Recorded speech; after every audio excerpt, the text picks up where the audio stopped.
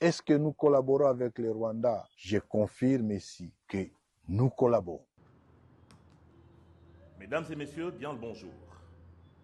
Un an déjà depuis que Goma et Bukavu sont aujourd'hui sous le joug des forces négatives de l'AFC M23 RDF, souvent le Congo, et nos populations sont en otage.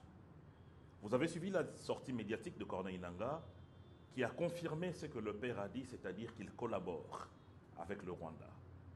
Mais il a voulu encore une fois s'amuser avec nous, tromper la population, parce que Nangaa est un grand manipulateur et menteur.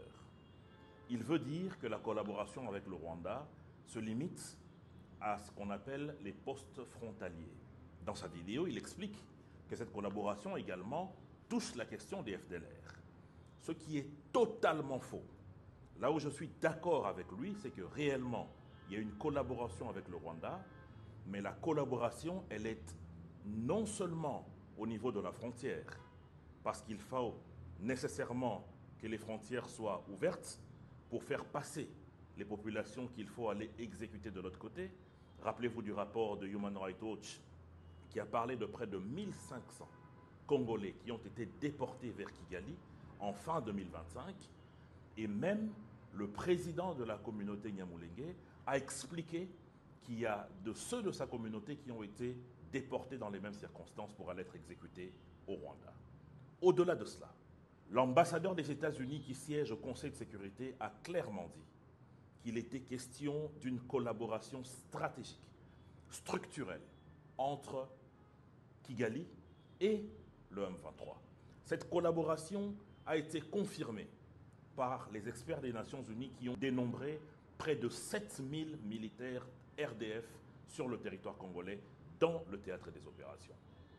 Au-delà de cela, l'ambassadeur américain a confirmé, selon des renseignements clairs, confirmé que Paul Kagame, personnellement, a une mainmise non seulement sur la stratégie militaire du M23, mais aussi sur la stratégie de la branche politique de ce regroupement. Donc, en réalité, la collaboration dont on parle ici, c'est une collaboration de filiation dont a parlé le porte-parole du gouvernement.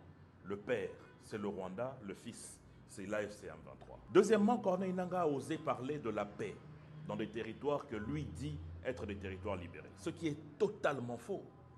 Parce qu'aujourd'hui, il est renseigné, non seulement qu'il y a des jeunes qui sont sommairement exécutés chaque jour à Goma et à Bukavu, mais aussi il y a des commerces des privés qui sont arrachés pour les donner entre les mains des étrangers.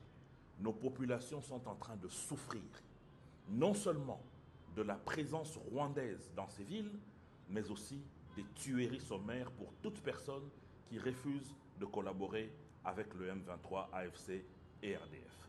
Donc on ne peut pas oser parler de territoires libérés. Finalement, Nangaa parle aussi des FDLR. Il y a un rapport clair. Lorsque l'armée rwandaise et l'armée congolaise ont collaboré en 2012, en 2015, puis en 2022, sur la question de la présence des FDLR. Ils ont été signalés dans les alentours des villes de Goma et Bukavu, qui aujourd'hui sont sous contrôle non seulement des RDF, mais aussi de l'AFC M23. Donc on ne peut plus nous parler de la question des FDLR aujourd'hui, parce que c'est l'armée rwandaise, avec 7000 hommes, qui contrôle les grands territoires où se trouvent les fameux fantomatiques FDLR. Ce qui veut dire qu'on ne peut plus à ce jour oser nous parler des FDLR parce que dans ces espaces, le gouvernement n'imprime pas sa souveraineté. La sortie médiatique de Corneille Nangaa pour laver le père qui est Paul Kagame n'a pas marché. Nous savons exactement qu'aujourd'hui, cette collaboration elle est structurelle. Nous savons aujourd'hui que les territoires illégalement occupés par l'AFC M23, RDF et souvent le Congo sont des territoires confisqués à notre République et que les populations qui s'y trouvent sont massacrées, torturées, déportées. Je voudrais profiter ici pour interpeller la population congolaise, pour savoir que les efforts portés par le président de la République sont en train de porter des fruits. Mais le président à lui seul n'est pas un magicien. Appuyé par la population, appuyé par nous, Congolais, pour décrier ce mal, nous pouvons en arriver à bout. Parce que ça fait 30 ans que cette partie du pays saigne.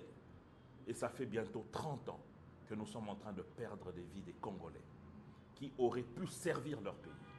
Il est temps finalement que ceux qui gardent silence aussi puissent parler, parce que ne pas décrier l'injustice, le meurtre, la tyrannie, c'est être complice.